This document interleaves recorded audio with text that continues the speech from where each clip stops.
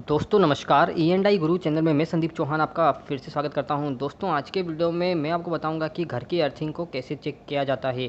जैसा कि दोस्तों हमारे घर में बहुत सारे इक्विपमेंट लगे होते हैं और उन इक्विपमेंट की सेफ्टी के लिए हमारे घर की जो अर्थिंग है वह प्रॉपर होनी चाहिए। और वैसे भी बरसात का मौसम चल रहा है, तो बरसात के मौसम में यदि घर की अर्थिंग अच्छी प्रॉपर रहेगी तो हमारे घर के इक्विपमेंट भी सेफ रहेंगे और उसके साथ साथ हमें भी विद्युत का जो खतरा होता है, विद्युत का जो शॉक होता है, वह नहीं लगेगा। दोस्तों घर की अर्थिंग को चेक करने के लिए बहुत सारे तरीके होते हैं।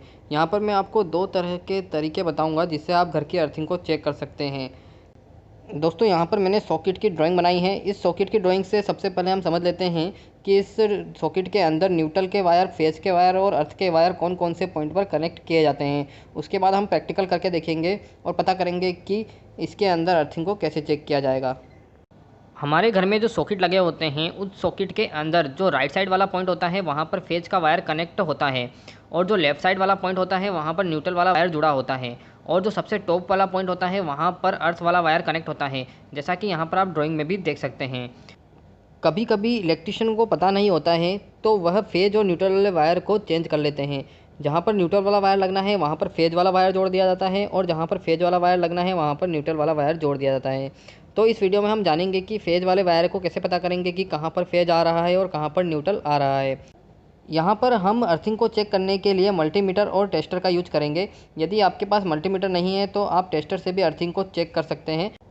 मल्टीमीटर से अर्थिंग को चेक करने के लिए सबसे पहले हमें मल्टीमीटर को वोल्टेज पर लेना होगा। जैसा कि यहाँ पर मैंने मल्टीमीटर को वोल्टेज वाले पॉइंट पर सेलेक्ट कर लिया है। जैसा कि हमारे घर में जो पावर सप्लाई आती है उसकी वैल्यू 215 वोल्ट से 230 वोल्ट के बीच में रहती है।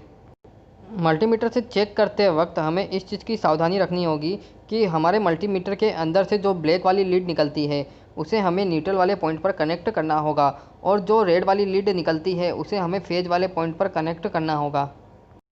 अब हमने मल्टीमीटर की लीड को, जो मल्टीमीटर के दो वायर निकल रहे हैं, इनको हमने फेज और न्यूट्रल पे लगा लिया है। अब हम स्विच को ऑन कर लेंगे। स्विच को ऑन करने पर आप देख सकते हैं मल्टीमीटर के अंदर कुछ वोल्टेज वैल्यू दिखा रहा है। मल्टीमीटर के अंदर यहाँ पर 214 वोल्ट वैल्यू आ रही है, यानी हमारे घर में जो वोल्टेज है वह 214 वोल्ट आ रहा है।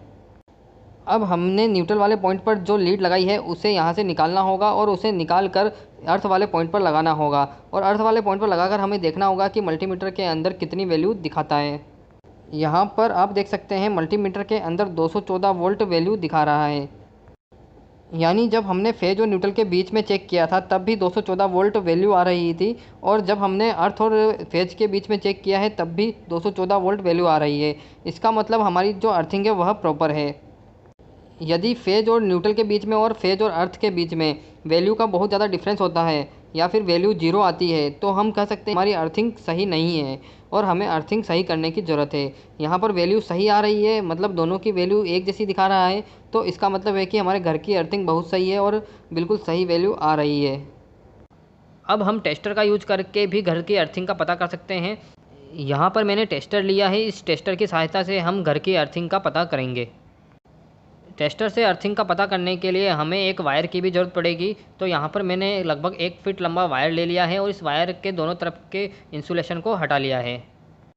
अब सबसे पहले हम इस टेस्टर को फेज वाले पॉइंट पर लगाएंगे। जैसा कि फेज वाले पॉइंट पर मैंने टेस्टर को लगा लिया है, आप देख सकते हैं इस टेस्टर के अंदर अभी कोई भी लाइट नहीं जल रही है। अब हमने जो वायर लिया है उस वायर को हम इस न्यूट्रल वाले पॉइंट पर अंदर की तरफ लगाएंगे, जैसा कि आप देख सकते हैं। और इस वायर का जो दूसरा वाला सिरा है हमें इस टेस्टर के इस पॉइंट पर लगाना है। टेस्टर के इस पॉइंट पर वायर को लगाते वक्त हमें इस चीज़ का ध्यान रखना है कि हमें यहाँ पर उंगली को टच नहीं करना है, हमें वायर को दूर से ही यहाँ पर टच कराना है। जैसा कि आप देख सकते हैं टेस्टर के अंदर यहाँ पर लाइट जल रही है। अब इस वायर को हम निकाल कर इस अर्थ वाले पॉइंट पर लगाएंगे। यदि अर्थ वाले पॉइंट पर लगाने पर भी हमारे टेस्टर के अंदर लाइट जलती है तो हम कह सकते हैं कि हमारे घर की अर्थिंग सही है। तो अब हमने इस वायर को अर्थ वाले पॉइंट पर लगा लिया है और हमने टेस्टर को फेज वाले पॉइंट पर ही लगा रखा है। अब अर्थिंग वाले पॉइंट से जो वायर आ रहा है उसे हमें टेस्टर के इस पॉइंट पर टच करना है। टेस्टर के इस पॉइंट पर टच करते वक्त आपको इस चीज़ की सावधानी रखनी है कि हमें यहाँ पर अपनी उंगली टच नहीं करनी है, हमें वायर का जो खुला वाला पॉइंट है उससे ही यहाँ पर टच कराना है। जैसा कि हमने यहाँ पर टच करा लिया है, आप देख सकते हैं इस टेस्टर के अंदर लाइट जल रही है। जितनी लाइट न्यूट्रल वाले वायर को टच करने पे जल रही थी उतनी ही लाइट हमने अर्थ वाले वायर को जब टच किया है तो जल रही है। यानी अर्थ के द्वारा लाइट जल रही है तो हमारी अर्थिंग बिल्कुल सही है और हमारी अर्थिंग प्रॉपर तरीके से वर्क कर रही है। तो दोस्तों इस वीडियो के माध्यम से आप समझ गए होंगे कि घर की अर्थिंग को कैसे चेक किया जाता है, घर की अर्थिंग को चेक करने का सही तरीका क्या है। और यदि आप इसी तरीके के वीडियो और देखना चाहते हैं तो आप मेरे चैनल को सब्सक्राइब भी कर लीजिए। और आपकी कोई क्यूरी हो तो मुझे कमेंट में बताइए, मैं उस क्यूरी का सॉल्यूशन निकालने की कोशिश करूँगा और उस पर नया वीडियो ला के दूँगा। थैंक यू दोस्तों, thank you so much for watching my video. Thank you so much.